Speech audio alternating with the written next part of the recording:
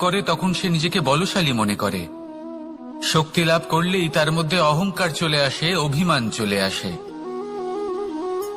তার কারণ হলো সে একটা সহজ কথা বুঝতেই পারে না। এই সব যা হচ্ছে সময়ের জন্য হচ্ছে। সময়ের থেকে বেশি বলশালী আর কেউ নেই। এই সময়ের জন্যই রাবণ ভক্তি দ্বারা কৈলাস পর্বত তুলে নিয়েছিলেন। আবার সেই সময়ের জন্যই, সেই কারণেই রাবণকে বধ হতে হলো। তার সাথে সাথে রাক্ষস কুলও ধ্বংস হয়েছিল এবং লঙ্কাও ভস্ম হয়ে গেছিল। দেখতে গেলে জন্ম থেকে মৃত্যু পর্যন্ত এই যে সময়, সেটাই হলো জীবন। কিন্তু তার মধ্যেও যা সময় আসে কোনো কারণেই আসে। সেই সময় আমরা যাপন করে কিছু শিখতে পারি। তাই আজ যে সময় আপনার হাতের কাছে আছে তাকে মুষ্টিবদ্ধ করে রাখুন, তাকে সামলে রাখুন, তাকে সংযত করে রাখুন, অনুভব করুন, তার থেকে কিছু শিখুন, তাকে কোনোভাবেই ব্যর্থ হতে দেবেন না। আর এটা জেনে রাখুন যে ভবিষ্যতে যা কিছু হতে পারে, যা কিছু হতে চলেছে, সেটা না আপনি জানেন আর না তা আপনার বশে রয়েছে।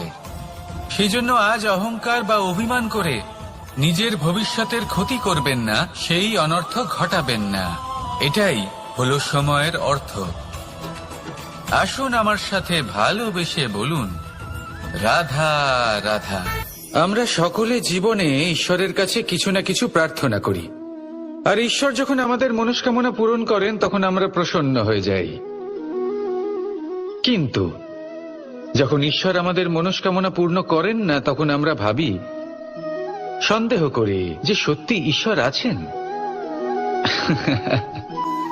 আপনাকে একটা কথা বলি, আপনি যদি ঈশ্বরের সম্মুখে নিজের ইচ্ছে বা মনস্কামনা রাখেন আর ঈশ্বর তা পূরণ করেন, তার অর্থ হলো ঈশ্বর এটা জানেন যে আপনার তার প্রয়োজন রয়েছে।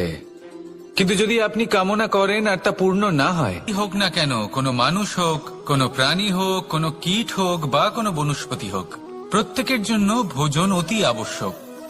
কারণ ভোজন থেকেই শক্তি পাওয়া যায়, আর সেই শক্তি দিয়েই সংসারের, আমাদের জীবনের সমস্ত কার্য করা যায়। এবার এমন এক ধরনের শক্তি হয় যা শীতের ঋতুতে সূর্য থেকে আমরা পেয়ে থাকি, আর আরেক ধরনের উত্তাপ হয় যা দিয়ে ভোজন রান্না করা হয়, সুস্বাদু নানান ধরনের ভোজন। এবার অত্যন্ত গুরুত্বপূর্ণ হলো যে ব্যক্তি সেই ভোজন বানাচ্ছেন তার মানসিক পরিস্থিতি এবং সেই ব্যক্তি যিনি ভোজন গ্রহণ করছেন তার মানসিক অবস্থা। যখনই আপনি ভোজন বানাচ্ছেন তখন ভালোবাসার সাথে কাজটা করুন, ধন্যাত্মক ভাব নিয়ে, সৎ ভাবনার সাথে। কারণ আপনার এই মানসিক স্থিতি শক্তির আকারে সেই খাদ্যের সাথে মিলে মিশে যায়। আর যখনই আপনি ভোজন গ্রহণ করছেন তখন সদ্ভাবনার সাথে, প্রসন্নতার সাথে গ্রহণ করুন, ধন্যাত্মক ভাব নিয়ে। যদি আপনি প্রসন্নতার সাথে রান্না করেন, প্রসন্নতার সাথে খাদ্য গ্রহণ করেন, তাহলে আপনি প্রসন্নই থাকবেন, আর মন সুপ্রসন্ন হয়েই বলবে, রাধা রাধা।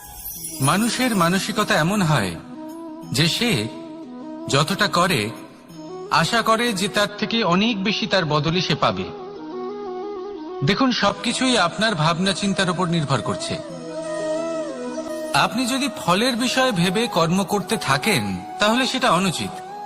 জীবনের আসল আনন্দ হলো নিজের কর্ম করতে থাকা, ফলের চিন্তা করা উচিত নয়।